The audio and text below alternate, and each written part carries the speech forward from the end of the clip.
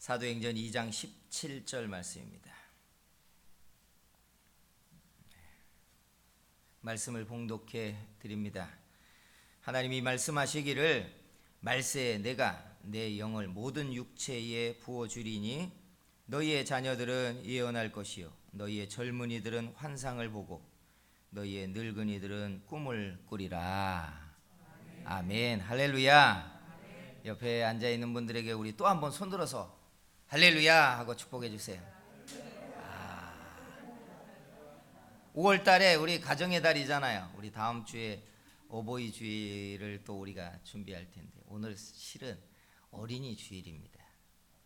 주일학교를 우리가 코로나 발생 숫자가 많아서 주일학교를 사실은 못 모이고 있다 보니까 어린이 주일을 제대로 우리가 자녀들을 위해서 준비하지 못했는데 그래도 부모님들이 이렇게 자녀들과 같이 오늘 예배에 참석했어요. 뒤돌아보시고 우리 자녀들을 향해서 다 손들어서 축복한다고 우리 축복한다고 축복합니다 하고 할렐루야. 네, 여러분의 자녀가 여러분의 가정에 하나님이 주신 복 있는 기업이 될 줄 믿습니다. 참 은혜가 돼요. 오늘 말씀의 제목이 꿈꾸는 자가 오는도다 라는 말인데 이 말을 누가 했는지 여러분 기억나시나요? 예? 요셉의 형제들이 요셉을 보고 한 말이에요. 근데 이 말이 좋은 뜻으로 한 말이 아니라 요셉의 형들, 야곱의 아들들인 요셉의 형들이 요셉을 보고 비아냥거리면서 한 말이 바로 이 말이에요. 보라, 꿈꾸는 자가 오는도다. 왜 자기의 동생 요셉을 보고 이렇게 비아냥거리면서 말을 했느냐? 야곱도 편애 때문에 상처를 받았던 사람인데 놀랍게 야곱이 결혼을 하고 아이를 낳자 똑같이 자기도 편애 때문에 상처를 받은 사람이면서 자식들을 편애해요. 요셉이 태어나자 자기가 사랑하는 아내였던 라헬을 통해 요셉이 태어나자 아주 극도로 요셉만을 사랑하고 편애를 하기 시작해요. 그런데 사랑을 받는 사람들은 못 느끼겠지만 그 편애 때문에 소외되는 다른 형제들이 겪는 상처란 이만저만한 아픔이 아니에요.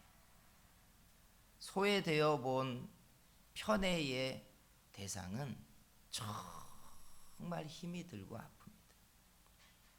그래서 요셉의 형들이 아버지 야곱의 편애 때문에 상처가 많았는데 어느 날 이 요셉이 또 꿈을 꾸는데 누가 들어도 자기가 주권자가 된다는 꿈을 꿔버려요. 그걸 가지고 아버지와 형제들 앞에 이야기를 하니까 안 그래도 요셉 때문에 심령이 불편했는데 요셉이 주권자가 된다는 꿈을 꾸고 나니까 요셉의 형들의 마음이 확 상해버립니다. 그래? 네 꿈대로 되나 보자 이 의미예요. 저기 꿈꾸는 자가 오는도다 라고 말했지만 그래 네 꿈대로 되나 보자 이 얘기를 비아냥거리며 한 말입니다. 그런데 결과적으로 보면 꿈대로 되잖아요. 그런데 그 꿈꾸는 과정, 꿈이 이루어지는 과정에 얼마나 우여곡절과 좌절과 상처와 아픔이 많이 일어납니까? 그 요셉이 겪은 그 아픔이 얼마나 심했으면 10여 년이 지난 다음에 형들을 만났는데 가슴이 터지는 눈물을 그가 흘려요. 그래서 부정적으로 이야기하자면 꿈꾸니까 그런 거 아니야. 네가 꿈만 꾸지 않았어도 네 인생에 풍파는 일어나지 않았지. 그런데 놀랍게 야곱의 꿈대로 세상은 흘러가 버리고 만다는 거예요. 세상을 가만히 보면 꿈꾸는 자는 우리들의 앞에 벌어질 우리의 미래를 이야기하는 서치 혹은 앞에 이야기를 말하는 몫에 대한 것이라고 여러분 생각 들지 않습니까? 70년대에 컴퓨터가 막 사람들에게 알려지려고 하고 있을 때에 꿈꾸는 사람들이 뭐라고 말했는지 기억나세요? 저는 너무 생생하게 기억나는 게 컴퓨터라는 게 막 세상에 나오려고 할 때에 사람들이 말하기를 세상이 발전하고 나면 이 거대한 컴퓨터를 우리는 손바닥 위에 조그만 기계처럼 들고 다닐 것입니다. 이렇게 말했어요. 상상도 안 되는 이야기를 그들은 말했어요. 그런데 수십 년이 지나서 우리는 그런 세상에 살고 있잖아요. 미국 사람과 전 세계 사람들이 일론 머스크라는 사람을 좋아하는 이유는 그가 성공한 기업가 때문이 아니에요. 야, 돈 많이 벌어가지고 테슬라 팔아가지고 돈 많이 벌어서 좋겠다 이래서가 아니에요.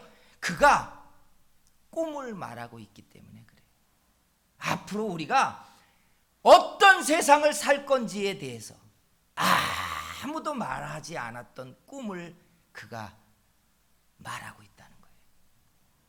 과거의 데이터를 합쳐서 본 결과로 이야기하자면 우리는 그가 말한 대로 20년, 30년이 지나고 난 다음에 살 거라는 걸 사람들은 아는 거예요. 그래서 세상에 정말로 중요한 사람들이 누구냐? 시키는 일을 열심히 부지런히 시키는 대로 일을 하는 사람들도 중요하지만 꿈꾸는 사람들이 정말 중요해요. 세상은 꿈꾸는 사람들의 꿈대로 흘러가고 있기 때문에 그래요. 사랑하는 성도 여러분, 주께서 우리들에게 이런 놀라운 은혜의 일들이 멈추지 않고 일어나게 만들어 주시기를 축복합니다. 오늘 우리가 읽은 이 본문에 그런 이야기가 담겨 있는 거 여러분 보이세요? 베드로가 오순절 사건 이후에 일어난 성령의 역사를 가지고 궁금해하는 이스라엘 사람들에게 첫 번째 자기들에게 일어난 일이 무엇인가를 설교하는 내용이 이 본문에 담겨 있는 거예요. 그런데 뭐라고 본문에 말하고 있냐면 이렇게 말하고 있어요. 말세에 내가 내 영을 모든 육체에게 부어주리니 그러면 너희 자녀들은 예언할 것이요 너희 젊은이들은 환상을 보고 너희 늙은이들은 꿈을 꾸리라.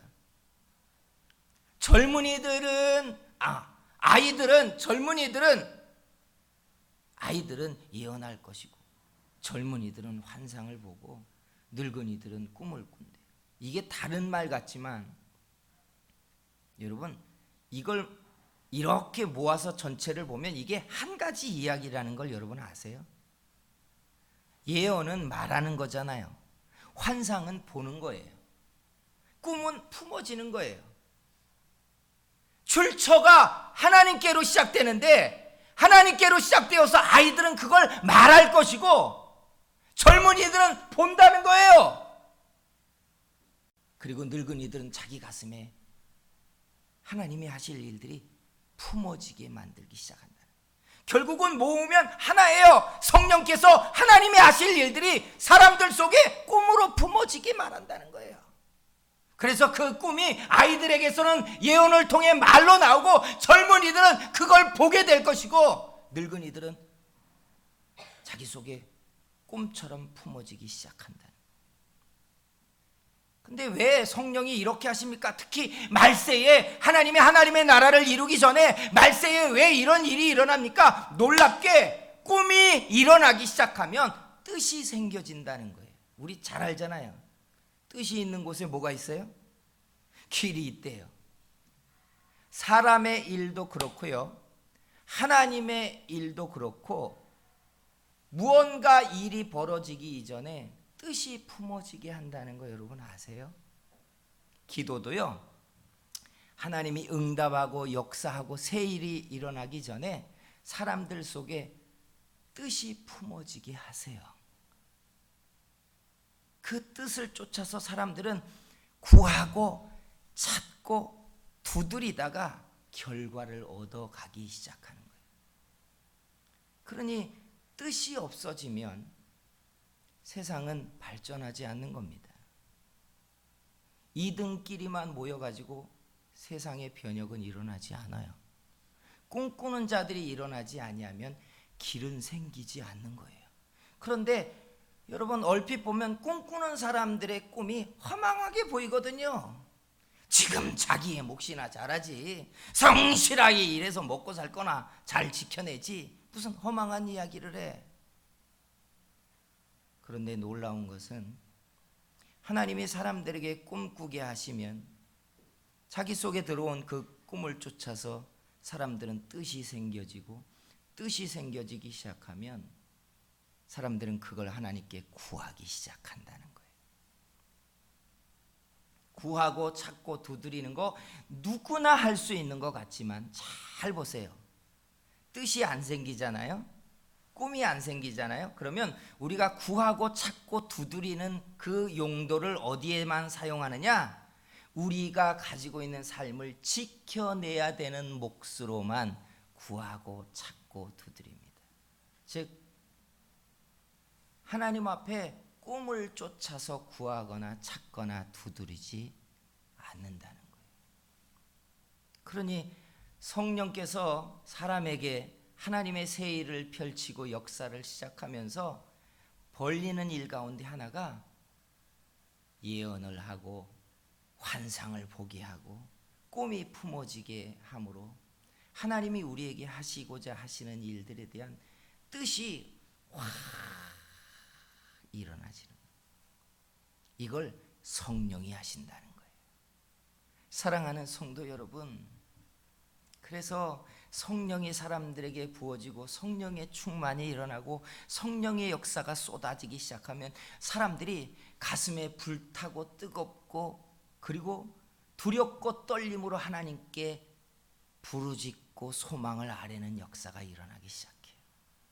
그래서 우리가 오순절 때까지 성령의 역사가 임하게 해주세요, 성령이 임하는 일들이 일어나게 해주세요 하는 이 소망은 성령이 우리 속에 우리의 인생과 하나님을 위하여 뜻이 새로워지고 소망이 불타는 일들이 일어나게 되는 것 때문에 그렇습니다.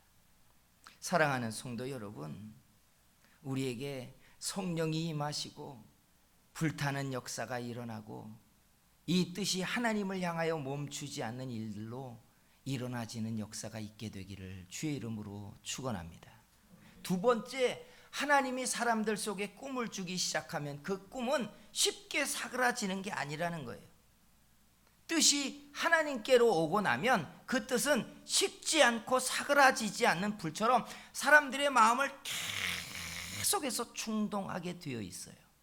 알고 계십니까? 이 스피커가 어떻게 소리를 내는지 여러분 아시잖아요. 스피커는 이 마이크를 타고 들어간 소리가 전자음으로 전자신호로 바뀌어서 저 스피커에 전달되면 스피커 앞에 있는 작은 천 같은 막이 계속 이렇게 흔들리면서 전자음을 소리로 다시 재현해내요. 알고 계세요? 우리는 무심히 그냥 듣고 있지만 저 안에 있는 작은 막이 계속 떨리고 있다고요. 전자신호를 떨림을 통해서 음으로 재현해내고 있어요. 성령이 사람들 속에 하나님의 꿈이 들어오게 만들기 시작하면 우리에게 일어나는 일이 그거예요. 자기 가슴이 계속 뜨거워지고 계속 불타고 계속 간절해지고 멈추지 않는 열정이 자기 속에 일어나기 시작한다는 거예요. 그것 때문에 뭐라는 줄 아세요? 그것 때문에 사람들이 하는 일이 하나님께 끊임없이 바라고 찾고 구하는 거예요. 눈을 뜨고 바라보면 허망해 보이고 눈을 뜨고 생각하면 현실적이지 않는데 자기의 가슴은 마치 스피커의 저 막이 계속 떨리는 것처럼 하나님을 향하여 떨림이 일어나고 간절함이 일어나고 그래서 입을 열려 여러 기도를 시작하면 그 기도가 쏟아져 나오게 되어진다는 거예요. 이게 하나님의 꿈이에요. 하나님이 사람들 속에 성령의 감동을 통하여 예언을 하게 하고 환상을 보게 하고 그리고 꿈을 꾸게 만들면 그 꿈이 우리의 가슴을 하나님을 향해 간절하고 불타고 뜨거워지게 만들어 놓는다는 거예요. 사랑하는 성도 여러분, 그래서 가장 힘들고 어려운 시절이 꿈이 사라진 시대를 사는 것입니다. 꿈이 사라진 시대를 사는 거예요. 꿈을 말하는 사람이 없는 시대를 사는 것, 이게 참 힘든 시대를 사는 거예요. 나이를 먹으면 무슨 꿈이 있겠어? 지금 가지고 있는 거나 잘하면 되지. 이게 사람의 말이잖아요. 그리고 우리가 알고 있는 우리 주변에서 우리가 말하는 거잖아요. 그런데 성령이 그렇게 하시지 않는다는 거예요. 내가 무슨 소망이 있겠어 하는 늙은이들에게 하나님이 꿈을 꾸게 하신다는 거예요. 알고 계십니까? 나는 못할 것 같고 내 눈에는 기운도 없고 시간도 없어 보이는데 가슴은 불타게 하신다는 거예요. 이게 성령이 하시는 일이에요. 비록 내 눈앞에 그 일을 보지 못해도 하나님은 우리의 가슴을 불타게 하고 그 불타는 가슴 때문에 기도를 하고 하나님께 씨름을 시작하게 하면 하나님은 결국 그 일을 이루시는 분이신 겁니다. 사랑하는 성도 여러분, 그래서 우리에게 일어나야 되는 일들이 꿈꾸는 일들이에요. 꿈꾸는 일들이에요. 한국 사회가 선진국에 들어와 있고 잘 산다고 세계 10개 경제대국 안에 이미 들어와 있고, 그런데도 불구하고 미래 통계를 내는 사람들이 내는 통계에서 한국 사회의 미래가 그리 밝지만은 않다고 하는 한 가지의 수치가 있어요. 그게 뭔 줄 아세요? 젊은이들이 미래를 향해 도전하는 꿈을 꾸지 않는다는 거예요. 도전하지 않는데요. 꿈꾸지 않고 이미 20대에 들어선 꿈꿔야 되고 자기의 인생을 도전해야 되는 젊은이들이 다 안정적인 직업과 안정적인 일자리를 이미 찾는데요. 그러니까 공무원 시험을 준비하는 거예요. 살아보라고. 세상 살기가 얼마나 힘든데 꿈을 꾸냐고. 이게 현실이에요. 그런데 이게 또 아픔이에요. 온 나라가 세금을 통해 젊은이들에게 공무원을 만들어가지고 월급을 줄 수 있는 게 아니잖아요. 꿈꾸는 세대가 사라져가는데, 도전하는 세대가 사라져가는데 누가 미래를 만들 거예요? 이걸 누가 하냐고요? 이걸 사람이 만들 수 있는 게 아니잖아요. 이건 성령이 하신다고 말씀하고 있는 거예요. 성령이 꿈꾸게 한대요. 성령이 환상을 보게 한대요. 성령이 하나님이 하실 일들을 아이들의 입을 통해 예언하게 하신대요. 성령이 임하셔야죠. 그래서요, 교회 안에서 자라는 아이들도요, 성령의 감동과 성령의 임하심과 성령의 역사가 일어나지 아니하면 지극히 현실적인 걸 찾아가요. 지극히 현실적인 거. 사랑하는 성도 여러분, 하나님은 확률에 기초해서 안정적인 인생에 대한 이야기를 하시는 분이 아니라 하나님은 언제나 새 일을 하시는 분이고, 그걸 사람들의 가슴에 꿈으로 담고 구하게 한 다음에 그 구한 것을 얻게 하시는 하나님이신 줄 믿습니다. 그 일이 가슴에 일어나야죠. 그 일은 성령이 하신다는 거예요. 성령이. 아무것도 없는 허허 벌판에 서서 성령이 하실 일을 하신다는 거예요. 조영기 목사님을 좋아하지 않는 분도 있겠지만 서대문에서 개척을 하고 이제 막 부흥이 일어나서 2,000명이 넘는 2,300명, 400명이 모이는 교회가 되었을 때에 하나님, 우리에게 새 예배당을 주셔야 되겠습니다 라고 기도회를 하는데 어느 날 성령께서 불쑥 여의도에 가서 땅을 사라 그러더라는 거예요. 저도 어린 시절에 여의도, 뭐 서대문에 저도 살았으니까 여의도 가면 아시겠지만 5.16 광장이라고 해서 광장, 활주로로 쓰였던 광장만 다 있고 나머지는 다 모래벌판이었어요. 지금 같은 그냥 고래등 같은 빌딩들이나 국회의사당 이런 거 아무것도 없었어요. 그냥 들판이에요. 여러분 알다시피 그냥 누가 가져도 누가 들어가도 상관없는 여의도예요. 마침 여의도 개발 계획이 나오면서 땅을 분양한다고 하는데 사람들이 관심이 없었대요. 그 모래 섬에 누가 땅을 사서 거기다 뭘 짓냐고, 교통도 불편한데. 그런데 성령께서 기도를 하면 할수록 여의도에 가서 땅을 사, 여의도에 가서 땅을 사. 성령이 자기 가슴 속에 기도만 하면 참 가슴이 뜨거워지게 하고 가슴 벌판이. 장로님들하고 여의도를 한번 보고 와서 여기다가 땅을 사야겠습니다 했더니 장로님들이 다 놀란 표정으로, 목사님 거기다가 예배당을 지으면 우리가 교통이 있습니까? 그 당시 자가용도 이기한 때에 어떻게 예배당에 갑니까?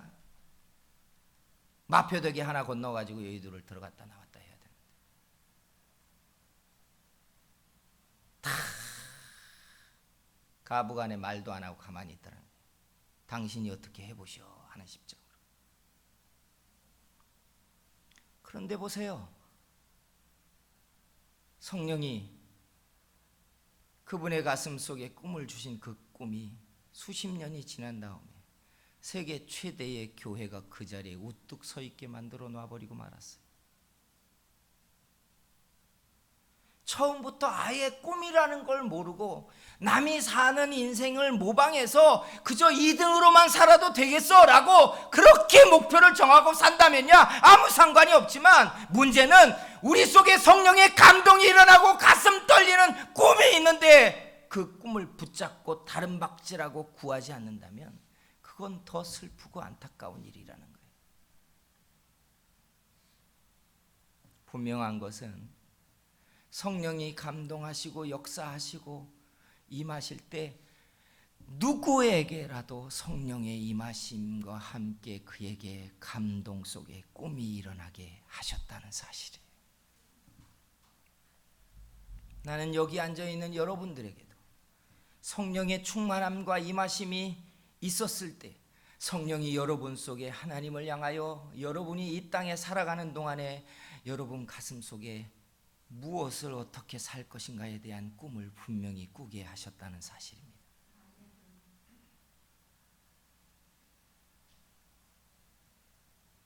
교회를 보십시오.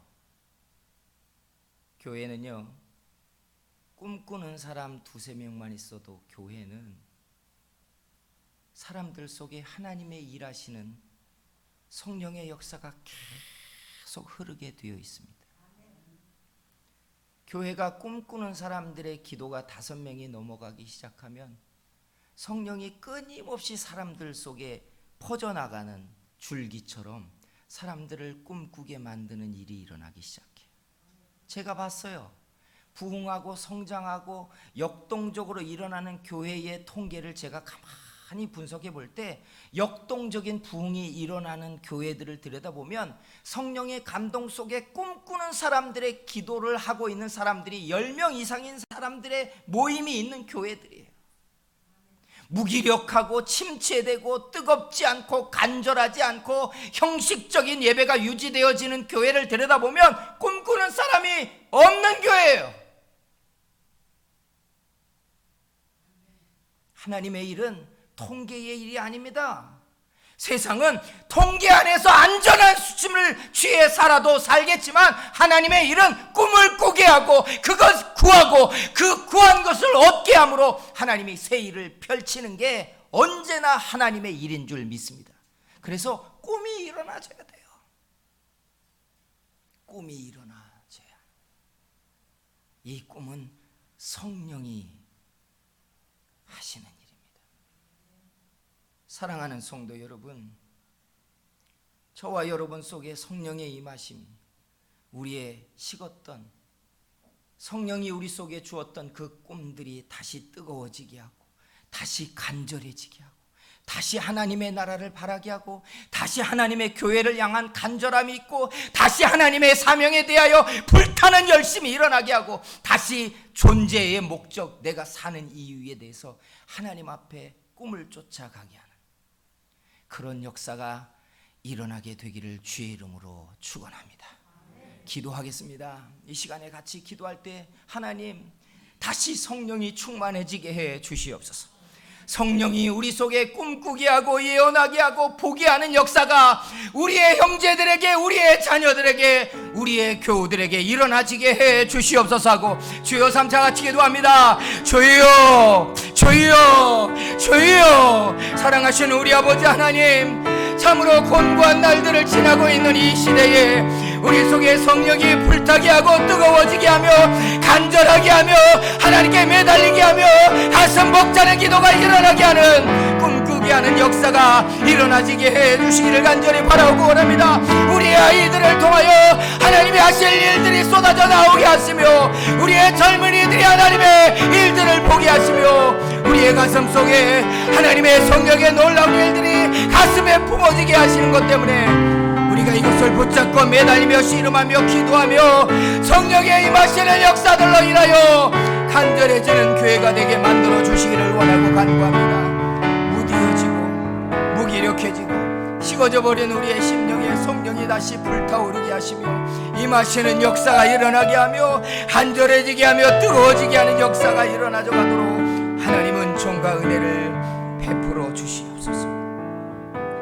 여러분, 한 번 더 이런 기도를 해주세요.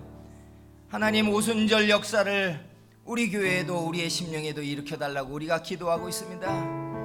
하나님, 식어버리고 그리고 딱딱해져 버린 우리의 마음을 바꾸어 주시며 성령의 감동을 통하여 성령이 내 마음속에 포기하게 하고 듣게 하고 말하게 하는 성령의 일들이 일어나지게 해 주시옵소서.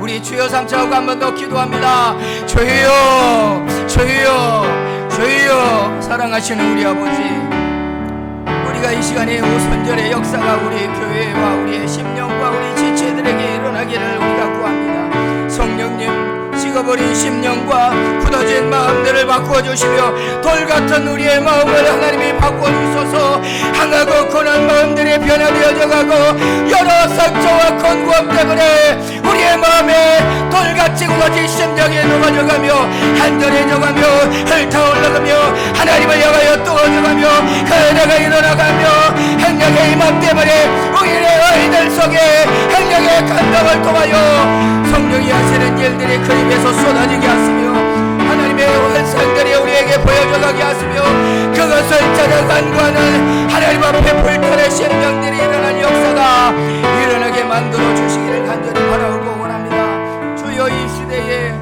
하나님의 성령이 우리에게 임하여 주시고 역사하여 주셔서 우리 가운데 일하시는 것을 우리가 보게 하시는 은총을 만들게 만들어 주시옵소서.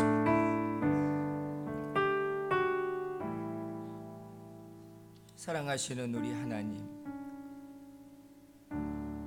우리가 살고 있는 세상이 험악하고 그리고 질병으로 인하여 움츠려 들어 있으며 우리의 삶과 건강을 지켜내기 위하여 우리가 온 마음을 쏟고 있으나 그러는 사이에 가슴 떨리고 벅차고 뜨거웠던 성령이 우리에게 주신 사명과 꿈들을 다 잃어버리고 있습니다. 주님, 다시 성령의 감동과 부어주심과 뜨겁게 하심과 역사가 우리에게 일어나지게 해 주시옵소서. 눈앞에 보이지 않아도 내 현실의 삶이 동떨어져 있어도 내 가슴 속에 불타고 뜨거워진 성령의 그 꿈꾸게 하신 그 일들을 부르짖으며 하나님께 외치며 간구하는 사람들이 되게 만들어 주시옵소서. 성령이 우리 속에 뜨거운 불같이 임하게 하시며 우리를 불타게 하는 사람들이 되게 만들어 주시옵소서.